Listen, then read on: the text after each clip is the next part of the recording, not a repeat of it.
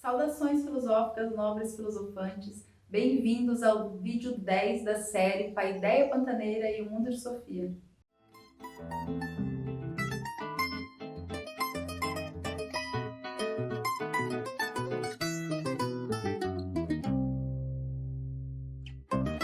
Feliz aniversário, Hilde!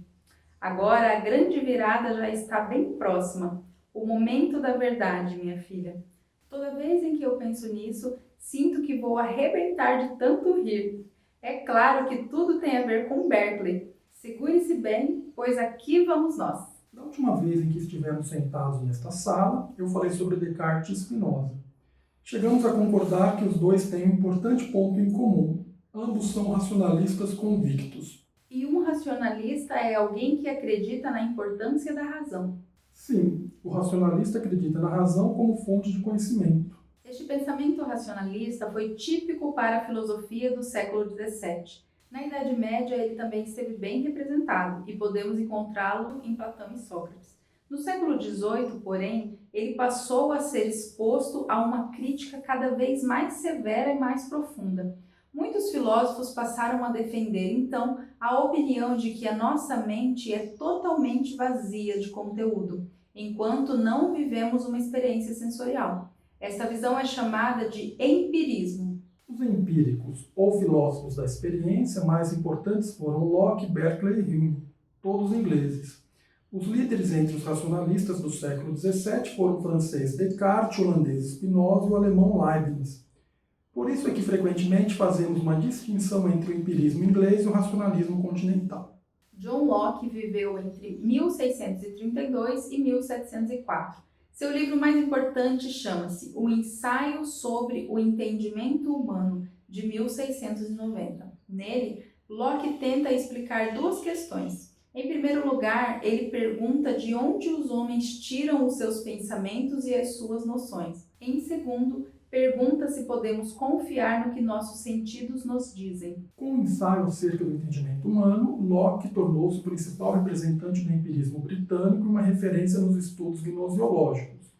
Nessa obra, combateu duramente a doutrina cartesiana, segundo a qual o ser humano possui ideias inatas. Ao contrário de Descartes, o filósofo inglês defendia que nossa mente, no instante do nascimento, é como uma tábula rasa. Locke está convencido de que todos os nossos pensamentos e todas as nossas noções nada mais são do que um reflexo daquilo que um dia já sentimos ou percebemos através dos nossos sentidos.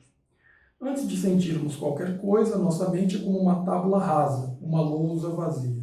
Locke afirma que, através dos sentidos, não conseguimos senão impressões simples. Quando como uma maçã, por exemplo, posso sentir a maçã inteira numa única e simples sensação. Na verdade, estou recebendo toda uma série de impressões simples, uma coisa verde, fresca, cheirosa, suculenta e de sabor levemente ácido. Só depois de já ter comido muitas maçãs é que posso pensar que estou comendo uma maçã. Locke diz que neste momento conseguimos formar a noção complexa de uma maçã. Quando éramos pequenos e comemos maçã pela primeira vez, não possuímos essa noção complexa, mas víamos uma coisa verde, sentimos o gosto de uma coisa fresca e suculenta, e também um pouco ácida. Aos poucos vamos amarrando muitas impressões sensoriais e formando conceitos como maçã, pera e laranja. Mas é aos nossos órgãos de sentido que devemos, em última análise, todo o material de que se serve o nosso conhecimento de mundo. E é por isso que é falso e precisa ser eliminado o conhecimento que não pode ser atribuído a impressões sensoriais simples. Em outras áreas, Locke admite o que chama de conhecimento intuitivo ou demonstrativo. Por exemplo, ele acha que certas diretrizes éticas valem para todos. Neste caso, podemos dizer que ele acredita no chamado pensamento do direito natural e que este é um traço racionalista que podemos identificar em seu pensamento. Outro traço claramente racionalista. Locke acredita que é inerente à razão humana saber que existe um Deus. Para ele, a ideia que o homem faz de Deus nasce da própria razão humana, e este é um traço racionalista do seu pensamento. Devo acrescentar que Locke defendia a liberdade de opinião e a tolerância. Além disso, defendia também a igualdade de direito entre os sexos, Para ele, a posição de inferioridade das mulheres havia sido criada pelos homens. Assim sendo, ela podia ser corrigida. Locke foi um dos primeiros filósofos dos tempos modernos a se ocupar com a questão dos papéis sexuais. Isto foi de grande importância mais tarde para John Stuart Mill, uma personalidade, por sua vez, muito importante para a luta pela igualdade de direitos entre os sexos. Locke expressou muito cedo pensamentos liberais que só floresceram em sua plenitude durante o iluminismo francês do século XVIII. Locke chamou a atenção, sobretudo, para o fato de termos de separar o poder legislativo do poder executivo se quisermos evitar uma tirania. Esta tripartição vem do filósofo iluminista francês Montesquieu. Montesquieu e a separação dos três poderes. O jurista francês Charles-Louis de Secondat, mais conhecido como Barão de Montesquieu, 1689-1755, escreveu O Espírito das Leis. Nessa obra, formula a teoria da separação dos poderes do Estado em legislativo, executivo e judiciário, como forma de evitar abusos dos governantes e de proteger as liberdades individuais. Para ele, todo indivíduo investido de poder é tentado abusar dele. E haveria grandes riscos de tirania se uma mesma pessoa ou uma mesma instituição do Estado exercesse os três poderes: o de fazer as leis, o de ordenar a sua execução e o de julgar os conflitos entre os cidadãos. Hume cresceu nas proximidades de Edimburgo, na Escócia, e sua família queria muito que ele fosse um jurista. Ele próprio afirmava, porém, que sentia uma insuperável aversão a tudo, menos a filosofia e a erudição. Como os grandes pensadores franceses, Voltaire e Rousseau, Hume viveu em pleno iluminismo e viajou muito pela Europa, antes de voltar a se estabelecer em Edimburgo. Sua obra mais importante, Tratado sobre a Natureza Humana, foi publicada quando Hume tinha 28 anos. Ele mesmo dizia, porém, que desde os 15 já tinha as ideias para este livro. Voltaire é a defesa da tolerância. O poeta, dramaturgo e filósofo francês François-Marie Arouet, conhecido pelo pseudônimo Voltaire, 1694-1778, foi talvez o mais característico e famoso pensador do iluminismo e uma referência para os demais. Com seu estilo literário irônico e vibrante, destacou-se pelas críticas que fez à prepotência dos poderosos, ao clero católico e à intolerância religiosa. Concordava, entretanto, com certa necessidade social da crença em Deus, chegando a dizer que se Deus não existisse, seria preciso inventá-lo. Em termos políticos, não foi propriamente um democrata, mas sim defensor de uma monarquia respeitadora das liberdades individuais, governada por um soberano esclarecido. Sua defesa da liberdade de pensamento tornou-se célebre por meio da frase: "Posso não concordar com nenhuma das palavras que você diz, mas defenderei até a morte seu direito de dizê-la", a qual teria sido escrita por sua biógrafa Evelyn Beatrice Hall, com o intuito de ilustrar a força das convicções do filósofo. Olha que interessante, esta frase ela é repetida aqui no Brasil e fora do Brasil, ela é muito conhecida, aliás, e sempre é atribuída como sendo uma frase direta do pensador, do filósofo Voltaire, mas não é bem assim. Na verdade, Voltaire teve uma biógrafa que, no intuito de sintetizar o pensamento de Voltaire, acabou criando essa frase, e o livro didático acaba apresentando esta curiosidade que é correta. Em primeiro lugar, todos os filósofos de que ouvi falar até agora foram homens, e os homens parecem viver num mundo só deles. Eu estou mais interessada no mundo real, flores, animais e crianças que nascem e crescem. Os seus filósofos falam sempre do homem enquanto ser humano, e vira e mexe aparece um tratado sobre a natureza humana. Só que este homem, este ser humano, parece sempre ser um homem de meia idade, e a vida começa com a gravidez e o nascimento. Acho que até agora vi poucas fraldas e ouvi muito pouco choro de nenê nesta história toda. Acho também que esta história tem muito pouco amor e amizade. David Hume, filósofo e historiador escocês, foi um estudioso precoce, leitor de obras dos mais diversos autores, ensaísta brilhante. Seu pensamento crítico e naturalista é representativo do iluminismo, sobretudo por significativa presença na França, onde teve contato com os enciclopedistas. Empirista convicto e conhecedor do progresso científico de sua época, insiste na impossibilidade de o conhecimento ir além da experiência. A crítica à religião e a postura cética lhe valeram a acusação de ateísmo.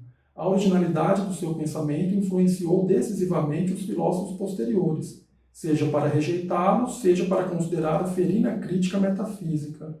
Suas principais obras são Tratado da Natureza Humana, Investigação sobre o Entendimento Humano, História da Inglaterra e História Natural da Religião. A primeira coisa que Hume constata é que o homem possui impressões de um lado e ideias de outro. Por impressão, ele entende a percepção imediata da realidade exterior. Por ideia, ele entende a lembrança de tal impressão. Hume quer estudar cada noção, cada ideia, a fim de verificar se sua composição encontra um correlato na realidade. Nesse sentido, ele pergunta: de que impressões surgiu esta ideia? Em primeiríssimo lugar, ele precisa decompor uma noção complexa em suas noções simples constituintes. É assim que ele pretende chegar a um método crítico de análise das ideias do homem. E também é assim que ele pretende fazer uma faxina nos nossos pensamentos e ideias. Hume fala de um feixe de diferentes conteúdos de consciência que se sucedem numa rapidez inimaginável e que estão em constante fluxo e movimento. A imaginação é um feixe de percepções unidas por associação com base na semelhança, na contiguidade, no espaço ou no tempo e na relação de causa e efeito. No entanto, essas relações não podem ser observadas, pois não pertencem aos objetos. As relações são apenas modos pelos quais passamos de um objeto a outro, de um termo a outro, de uma ideia particular a outra. Simples passagens externas que nos permitem associar os termos usando os princípios de causalidade, semelhança e contiguidade. Nossa mente seria, então, uma espécie de teatro, no qual estes diferentes conteúdos se sucedem em suas entradas e saídas de cena e se misturam numa infinidade desordenada de posições e de tipos. Para Hume, portanto, o homem não possui uma base de personalidade, atrás ou abaixo da qual se desenrola a cena de que são atores as percepções e as sensações. É como as imagens numa tela de cinema. Elas se alternam tão rapidamente que não vemos que o filme se compõe de imagens isoladas. Na verdade, essas imagens não estão conectadas. O filme é uma soma de instantes. Resta acrescentar que a análise de Hume da consciência humana e a sua recusa em aceitar um núcleo constante e imutável para a personalidade já tinham sido defendidas 2.500 anos antes, do outro lado do mundo. Por Buda. É muito inteligente como os dois se expressam de forma parecida. Buda considerava a vida humana uma sucessão ininterrupta de processos físicos e mentais que modificavam as pessoas a cada momento. O bebê de colo não é a mesma pessoa em idade adulta. Hoje não sou o mesmo de ontem. Buda pregava que não posso dizer que alguma coisa me pertença, assim como não posso dizer que este sou eu. Não há, portanto, um eu, e a personalidade não possui um núcleo rígido e imutável. Seja como for, sabemos que Hume rejeitou toda e qualquer tentativa de provar a imortalidade da alma ou a existência de Deus. Isto não significa que ele considerava impossíveis ambas as coisas. Significa apenas que considerava um absurdo racionalista achar que seria possível provar a fé religiosa com a razão humana. Uma das mais importantes tarefas da filosofia é advertir as pessoas quanto ao perigo das conclusões precipitadas. Além disso, as conclusões precipitadas podem levar a várias formas de superstição. Superstição. No sentido genérico, estado de espírito exprimindo o medo de um poder invisível e permitindo-nos atribuir um poder mágico a certas práticas ou circunstâncias. Exemplo, dá azar passar por baixo de uma escada. Sabemos que os poderosos têm medo do pensamento, pois o poder é mais forte se ninguém pensar. Sem pensar, todos aceitam as coisas como nos dizem e nos fazem acreditar que são. Para os poderosos de Atenas, Sócrates tornara-se um perigo, pois fazia a juventude pensar. Neste vídeo nós lemos os capítulos 20 e 21 do livro O Mundo de Sofia, de Jostein Gaarder. Caso você queira aprofundar os seus estudos, você pode procurar no índice do seu livro didático de filosofia os seguintes termos: empirismo, Locke, Hume, Hobbes.